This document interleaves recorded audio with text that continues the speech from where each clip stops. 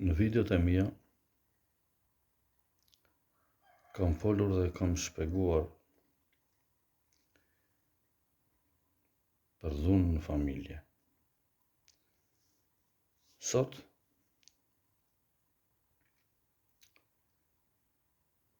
do të shpjegoj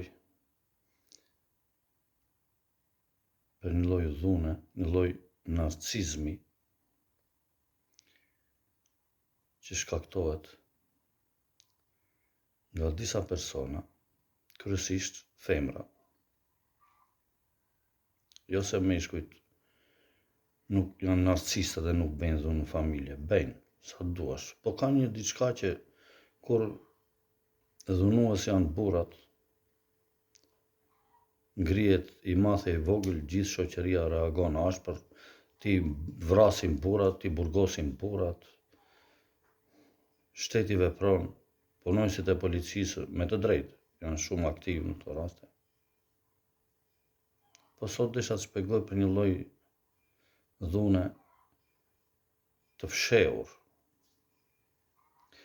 që askush nuk flet, të gjithë e shohin me sy, shumë e ndjejnë, e vuajnë. Askush nuk reagon, shoqëria pajtohet me këtë lloj dhune dhe vuan pasojat.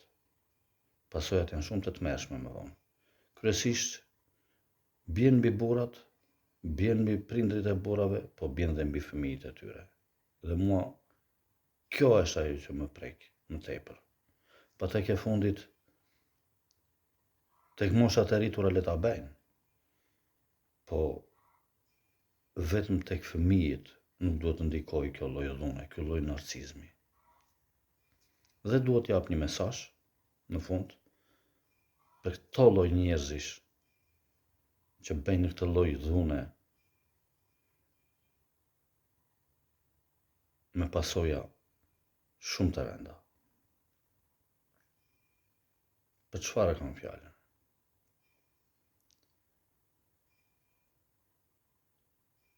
E kam fjalën për disa femra që janë ose jo familjare, në shumicën e rasteve po më vonë shumica nga këto prishin familjet se nuk ka birnene që i duron këto dhe disa burra i braktisin, ndahen, divorcohen, në disa raste përfundojnë edhe tragjikisht, në mënyrë tragjike këto.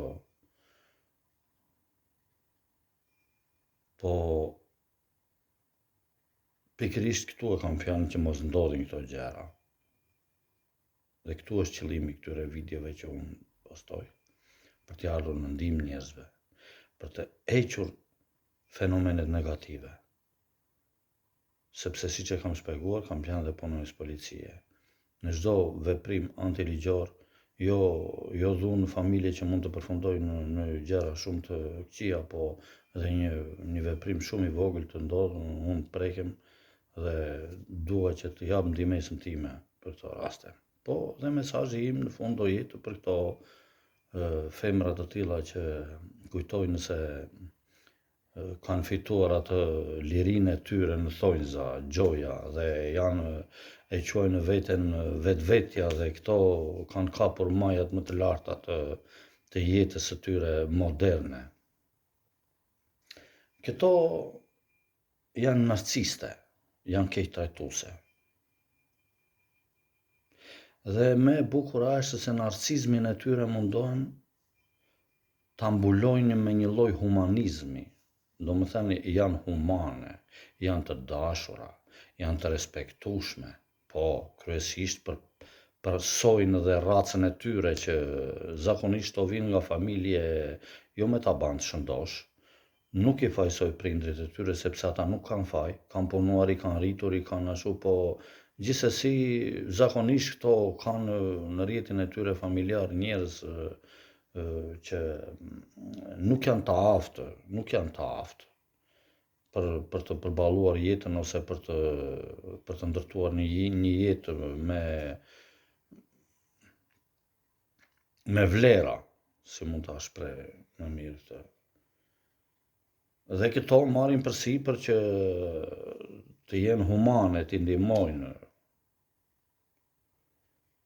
Dhe ku konkretisht është narcizmi tyre këtu në këtë rast? Po është. Këto bashkëtojnë me prindrit e burrit vetëm për një arsye. T'ju marrin atë copë pension, 2, kështu i bëjnë hesapet to, 2 pleq, thot nga 200.000 lekë, 400.000 lekë ja marrin ne këtë. Dhe ja kanë marrë, dhe ja marrin. Është e vërtetë që ja marrin. Dhe jo vetëm që ja marrin, po një gotuj nuk i japin. Janë ca qelbësira, se po i them që në fillim fjalët që i meritojnë këto, që mos o zot dhe mira e tokë që i mban sipër. Pasaj shkojnë tek përplasjet me bashkëshortin e tyre normal, edhe në qoftë se arrin që ta vënë poshtë atë, do ta degenerojnë deri në fund, dhe në një pjesë burrash që kanë të bëjnë me këto gra narciste, ose do të degenerohen, do përdorin alkool, ose do të shkatrohen fare, ose do të vdesin, ose do të braktisin prindrit, se këto në momentet e fundit që prindrit e tij bëhen për t'i dhënë një gotuj, këto nuk ja japin atë, duan t'ja përshpejtojnë vdekjen, sepse vjen momenti që të ndihmojnë ata, po këto nuk janë të asaj. Këto shikojnë vetëm prindrit e tyre, ato humanizmin në thonjza të tyre që e shfaqin. Çfarë veti kanë këto femra? Këto kanë një veti që nuk të rriqen përballë asgjaje. Këto nuk i vret as ndërgjegja, as Zoti, rruga e Zotit, nuk të rriqen. Këto e çojnë poshtërsinë e tyre deri në fund.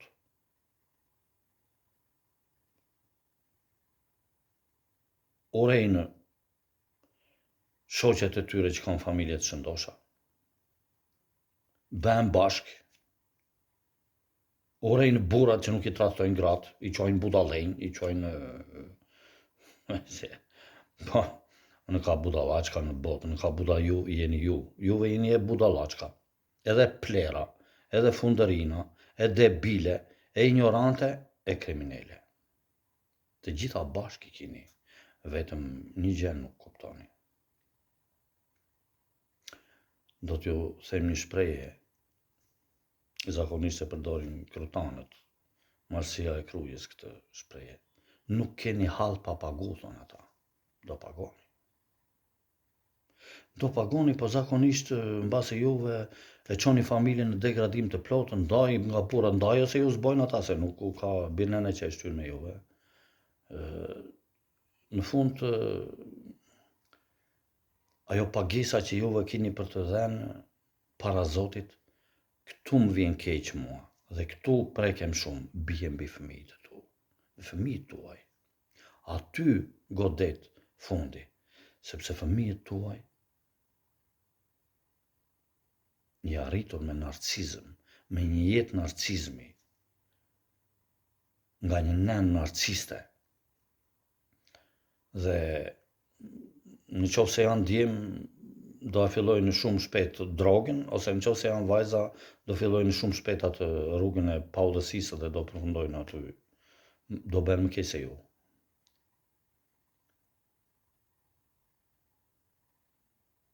Juve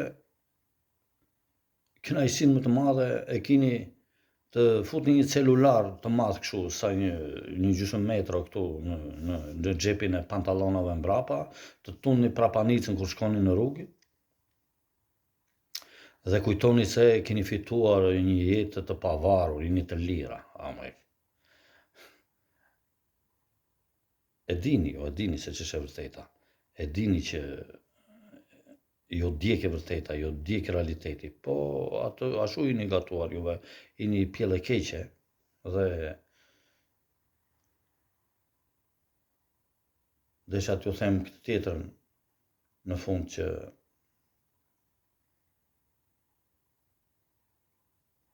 prap kjo shprehje përdoret në veri nga shkodranët në tepër.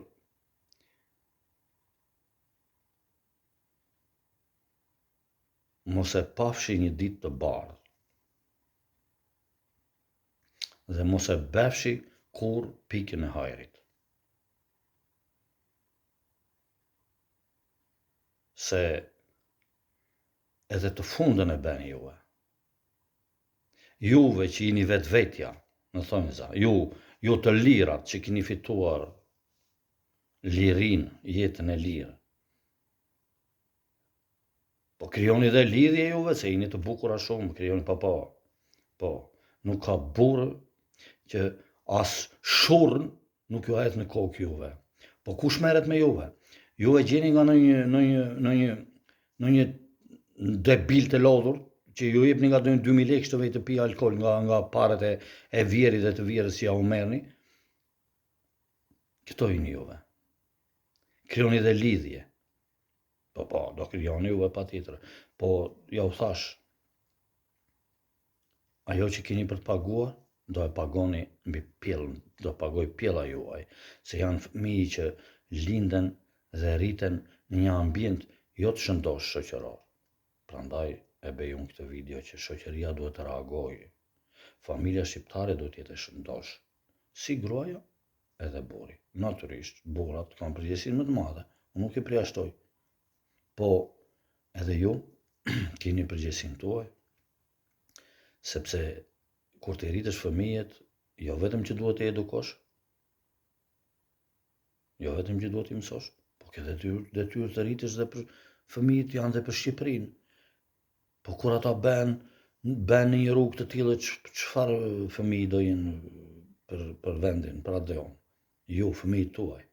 Ata do jenë prap barë për Shqipërinë, për atë dhon, se do hynë në rrugën e krimit. Do hynë në rrugën e poshtërsisë si puna tuaj. Prandaj, mesazhi i fundit që është, ktheuni në rrugën e Zotit. Ktheuni në rrugën e Zotit. Hiqni dorë nga narcisizmi juaj. Hiqni dorë nga poshtërsitë juaja. Edhe e fundit fare që në qoftë se nuk ju pëlqen, aq më bën. Nuk më bjen ndërmend fare.